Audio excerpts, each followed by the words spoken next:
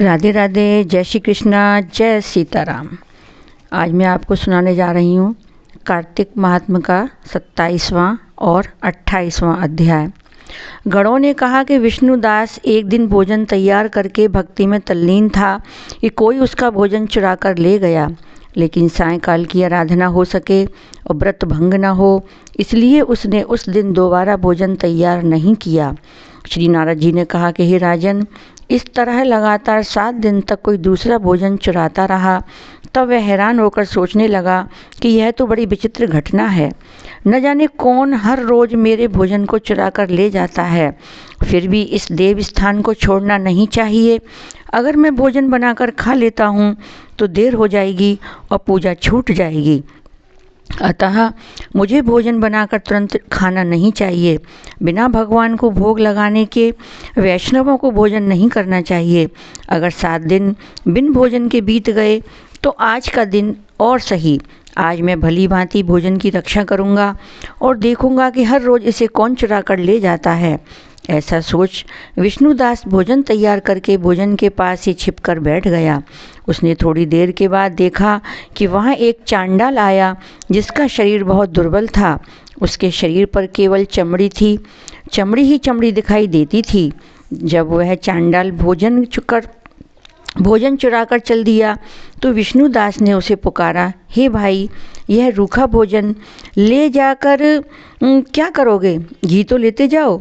ऐसा कहकर वह श्रेष्ठ ब्राह्मण आगे बढ़ा। विष्णुदास को अपनी ओर आता देखकर वह चांडाल तेजी से दौड़ने लगा। वह ब्राह्मण से डर गया, लेकिन दुर्बलता के कारण दौड़ तो ना सकता था। अतः वह भूमि पर गिर पड़ा और मूर्छित हो गया। चांडाल को मूर्छित देखकर विष्णुदास लपक कर उसके पास पहुंचा और अपने वस्त्र से उस पर हवा करने लगा। और इसके बाद उसने जो कुछ देखा उसे देखकर वह आश्चर्यचकित रह गया। उसने देखा कि उसके सम्मुख शंख चक्र गदा पद्म पीताम्बरधारी चतुर्भुजी रूप, अलसी के फूल के समान कांति वाले, छाती में कौस्तुभ माला से सुशोभित साक्षात श्री भगवान विष्णु खड़े हैं।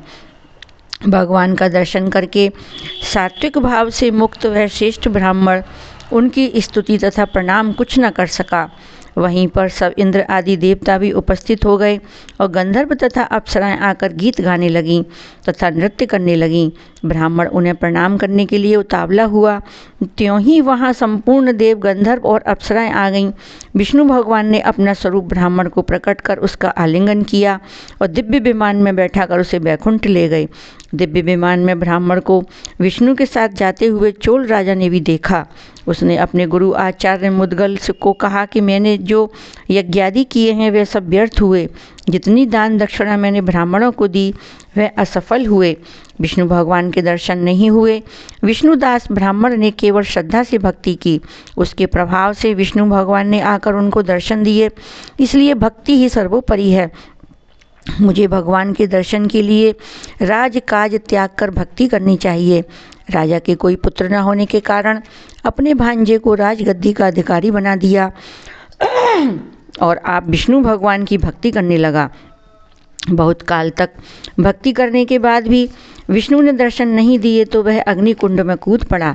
अग्नि में प्रकट होकर विष्णु भगवान ने राजा को गोदी में उठा लिया और कहा कि तेरे त्याग और भक्ति से बहुत प्रसन्न हूँ। उसका आलिंगन कर उसको दिव्य विमान में अपने साथ बैठाकर बैकुंठ में ले गए। विष्णु जी ने अपने समान रूप वाले ब्राह्मण को पुण्यशील और राजा चोल को सुशील नामक देकर दोनों को अपना द्वारपाल बनाया। अब सुनते हैं 28वां अध्याय। धर्मदत्त ने पूछा कि हे देवराज, जय और विजय ने अपने पूर्व जन्म में ऐसा कौन सा पुण्य किया जिससे भगवान विष्णु का रूप धारण करके वह उनके द्वारपाल हुए? प्राचीन काल में व्रणबिंदु की पुत्री देवहूति से कदर्म ऋषि द्वारा केवल देखने मात्र से ही 2 सुंदर बालक उत्पन्न हुए। उनमें से बड़े का नाम जय और छोटे का नाम अजय हुआ। बाद में देवहूति के गर्भ से कपिल देव जी भी हुए। जय और अजय दोनों ही विष्णु जी के बड़े भक्त और धर्मात्मा थे। दोनों ही नित्य प्रति अष्टाक्षर मंत्र का जाप करते थे और विष्णु जी का व्रत करते थे। भगवान इन दोनों भाइयों पर अत्यंत प्रसन्न थे। नित्य पूजा के समय इनको दर्शन दिया करते थे। एक समय राजा के निमंत्रण पर देवर्षि नारद जी गणों सहित राजा के यज्ञ में पधारे। उस यज्ञ में जय ने ब्रह्म और अजय ने पुरोहित बनकर यज्ञ को संपूर्ण करवाया। यज्ञ की विधि पूर्वक समाप्ति हुई। मारुत राजा ने जय और अजय को बहुत सा धन दिया। वह दोनों भाई दक्षिणा लेकर अपने आश्रम में आए। धन का बंटवारा करते समय दोनों भाइयों का आपस में झगड़ा हो गया। जय ने अजय से कहा कि धन के बराबर बराबर भाग होने चाहिए। अजय ने कहा कि जितना धन जिसको मिला है उतना धन उसका ही है। तब जय ने क्रोध में आकर अजय को श्राप दे दिया, तुम धन लेना नहीं चाहते हो इसलिए तुम ग्राह हो जाओ। अजय ने जय का दिया श्राप स्वीकार कर लिया और जय को श्राप दिया कि तू अभिमानी है इसलिए हाथी हो जा। जब नियम पूर्वक दोनों की पूजा के समय जब भगवान उनको दर्शन देने के लिए आए तो दोनों ने भगवान से श्राप मोचन का उपाय पूछा। दोनों ने प्रभु से कहा कि हे देव, हम दोनों आपके भक्त हैं मगर हम हाथी की योनि में कैसे होंगे? हे कृपा सागर, श्राप से हमारा उद्धार कीजिए। भगवान विष्णु जी ने कहा, मेरे भक्तों की बाणी कभी असत्य नहीं होगी। यमराज भी इसको अन्यथा नहीं कर सकते। पूर्व काल में मुझे भक्तराज प्रहलाद के कहने पर स्तंभ से प्रकट होना पड़ा था और राजा अम्बरीश के कहने पर 10 अवतार लेने पड़े थे। अतः तुम दोनों अपने श्रापों को मोक्ष मेरे लोक में प्राप्त हो जाओगे। इतना कहकर विष्णु जी अंतर्ध्यान हो गए। फिर वह गंडकी नदी के किनारे मगर और हाथी हुए। जाति स्मरण करने के कारण इस योनि में भी भगवान विष्णु का व्रत नियम से किया करते थे। एक दिन कार्तिक की पूर्णिमा को वह हाथी स्नान करने को गंडकी नदी में गए। तब पिछले जन्म का श्राप स्मरण करके मगर ने हाथी को पकड़ लिया तो हाथी ने भी विष्णु जी का स्मरण किया। फिर क्या था, तुरंत ही शंख चक्र गदा पद्मधारी भगवान ने अपने सुदर्शन चक्र द्वारा उन दोनों को अपने जैसा रूप देकर उन्हें वैकुंठ में ले गए। उसी दिन से उस स्थान का नाम हरिक्षेत्र प्रसिद्ध है। चक्र के आघात से वहाँ के पत्थरों में भी चिन्ह बने हुए हैं। वे दोनों जय और अजय के नाम से आज भी संसार में प्रसिद्ध हैं। हे प्रिय, आपने विष्णु जी के द्वारपालों के संबंध में जो प्रश्न किया था उनका विस्तृत उत्तर मैंने दे दिया है।